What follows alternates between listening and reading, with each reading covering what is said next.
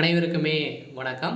சற்று முன் கிடைத்திருக்கக்கூடிய ஒரு மிக மிக முக்கியமான செய்தி ஒன்று வெளியாகியுள்ளது. சற்று முன் ஸ்டாலினை எச்சரித்த உயர்நீதிமன்றம். இது மாதிரி வந்து பார்த்தீங்கன்னா செய்திகள் வந்து வெளியாயிருக்கு.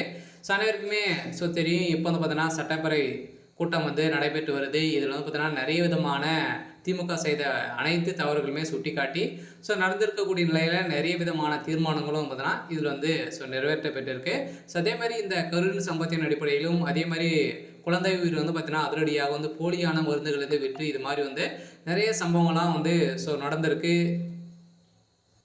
இதனை அனைத்துமே சுட்டிக்காட்டி வந்து பார்த்தீங்கன்னா இப்போ அதிரடியாக உயர்நீதிமன்றம் அதிரடியாக எச்சரித்திருக்காங்க. அதே மாதிரி கரூர் வழக்கின் மூலமாக உயிரிழந்த 41 உயிர்களுக்கு திமுகவுடைய அரசு தான் பொறுப்பேற்க வேண்டும் அப்படின்ற மாதிரி உயர்நீதிமன்றம் மதுரை உயர்நீதிமன்றம் பார்த்தீங்கன்னா தீர்ப்பளித்திருந்த நிலையில இதுக்கு மேல்முறையிட்டு இப்போ அதிரடியாக தவேக தரப்புலேருந்து சிபிஐக்கு வந்து மாற்றியிருக்காங்க. இந்த மாற்றத்தின் அடிப்படையில் அதிரடியாகவும் பார்த்தீங்கன்னா இதில் வந்து செந்தில் பாலாஜி அவர்கள் வந்து பார்த்தீங்கன்னா சிபிஐ விசாரணைக்கு வந்து உட்படுத்தியிருக்காங்க. இதுக்குள்ள வந்து பார்த்தீங்கன்னா முதல்ல ஸ்டாலின் வந்து ஈடுபட்டு அவர் வந்து சிபிஐ விசாரணைக்கு நீங்கள் வந்து ஈடுபடுத்தக்கூடாது அப்படின்ற மாதிரி வந்து பார்த்தீங்கன்னா பிரச்சனைகள் வந்து செய்ததாகவும் அந்த சிபிஐ கிட்டே வந்து பார்த்தீங்கன்னா 200 கோடிக்கு மேலே வந்து விலை பேசியதாகவும் ஒரு தகவல் வெளியாக இருக்குது. இந்த நிலையில் தான் இப்போ தலைமை நீதிபதி செந்தில்குமார் அவர்களை வந்து பார்த்தீங்கன்னா எச்சரிக்கை வந்து முதல்வர் ஸ்டாலின் அவர்களுக்கு எச்சரிக்கை கொடுத்துருக்காரு. சொல்லப்போனால் நீதிமன்றத்தையே மதிக்காத திமுகவுடைய அரசுக்கு ஒரு மிகப்பெரிய கடுமையான கண்டனம் வந்து தெரிவித்திருக்காங்க.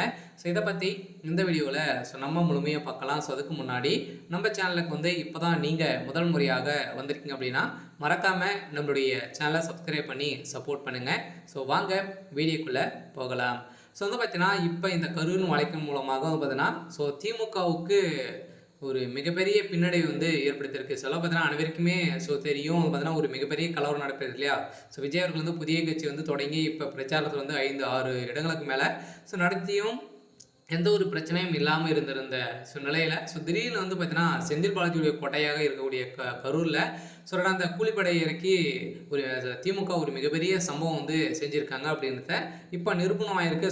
சிபிஐ விசாரணைகளை வந்து அதிரடியாக செந்தில் பாலாஜி அவர்கள் வந்து விசாரணைக்கு வந்து உட்படுத்தியிருக்காங்க இல்லையா.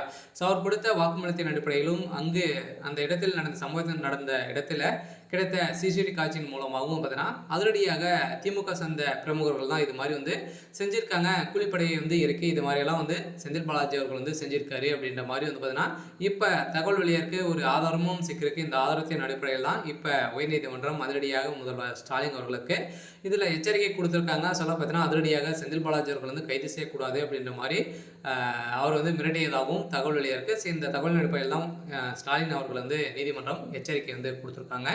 ஓகே. இன்னைக்கான அப்டேட் வந்து இதுதான்.